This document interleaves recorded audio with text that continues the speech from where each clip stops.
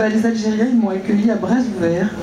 Et ça m'a particulièrement touché qu'un grand auteur comme Yassine Lakadra me dise qu'il était mon frère. Ce festival, il est aux couleurs de la francophonie et on peut dire que votre carrière est une carrière dans l'audiovisuel absolument francophone. Hein. On peut rappeler quand même un peu qui vous êtes. Hein. Je ne vais pas dire de bêtises, mais c'est là. Bon, vous avez travaillé au ministère de la Communication, aussi au ministère des Affaires étrangères, action individuelle, culturelle et linguistique de la France à l'international, et vous dirigez, pour ceux qui ne savent pas, la chaîne de télévision TV5 Monde. J'ai dirigé TV5 Monde, je dirige aussi France 24 et Radio France Internationale.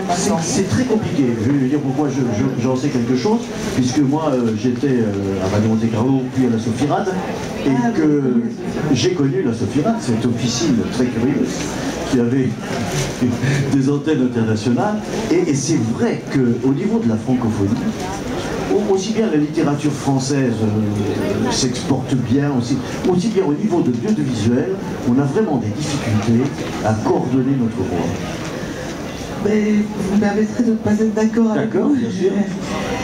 Je pense que la diversité fait partie de la génétique francophone et que le fait d'avoir une chaîne comme TV5 Monde, qui est une chaîne généraliste qui regroupe des programmes qui viennent du Canada, de Belgique, de Suisse, d'Afrique, du monde arabe francophone et évidemment de France, c'est une réussite formidable. Peu d'espaces linguistiques se sont dotés d'une chaîne qui n'appartient pas à un pays mais à plusieurs. C'est un acte d'intelligence et de fraternité très fort. Donc je trouve ça formidable. Après, la France, depuis 80 ans, a Radio France Internationale, qui est l'héritier du post-colonial créé dans l'entre-deux-guerres. C'est une radio extraordinaire qui regroupe plein de nationalités. France 24 est le dernier bébé.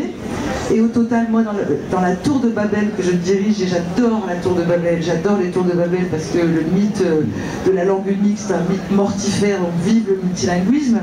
Dans cette tour de Babel que je dirige, j'ai 66 nationalités. Et c'est magnifique. Quand quelqu'un affirme quelque chose, et ce sont des journalistes, et ils sont censés être objectifs. L'objectivité n'existe que dans la confrontation des points de vue et dans la pluralité des points de vue. Et d'avoir 66 nationalités qui s'expriment et qui portent les valeurs de ce pays, malgré tout, les valeurs républicaines, les valeurs des Lumières, c'est une force de liberté.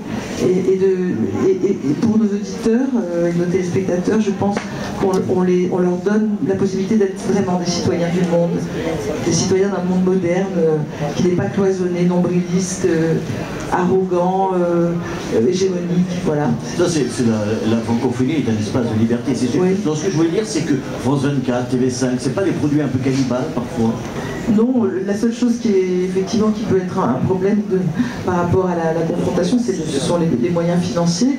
Mais somme toute, quand on les regroupe tous, on se rend compte que tous ensemble, France 24, TV5 et Monte Carlo Doualiya et RFI, c'est moins que ce que les Allemands mettent dans leur audiovisuel extérieur, c'est la moitié de ce que les Anglais mettent dans leur audiovisuel extérieur, c'est le quart de ce que mettent les Qataris dans leur audiovisuel extérieur. Et donc, je pense que la France mérite d'avoir des médias forts qui portent ce qu'elle a à dire, parce que ça n'a pas de sens d'avoir des médias internationaux si on n'a rien à dire, mais je pense qu'on a des choses à dire, et en toute humilité. Dans cette confrontation internationale, c'est vrai qu'il y a des pays qui poussent de plus en plus. Normalement, il devrait y avoir une chaîne Al Jazeera en français prochainement. Oui.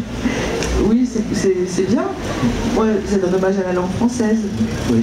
Chaque fois qu'un pays étranger pense qu'il faut parler français pour exister à l'échelle de la BPR, je m'en réjouis. Après, il ne suffit pas de parler français pour porter les valeurs de la France. Ah non, ça c'est sûr. Et donc, voilà. Et je pense que ces valeurs, on les porte dans nos médias, TV5, RFI, France 24.